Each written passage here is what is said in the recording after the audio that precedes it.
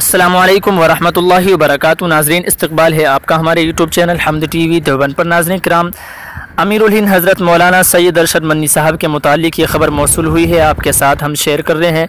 जी हाँ नाज़रीन, बतला दें आपको कि सदर जमीयत व सदरुल मुदर्रिसीन दारुल उलूम देवबंद उस्ताद मोहतरम हज़रत मौलाना सैयद अरशद मदनी साहब दामत बरकातुहुमुल आलिया की तबीयत नासाज है, दिल्ली फोर्ट्स हॉस्पिटल में ज़ेर इलाज हैं।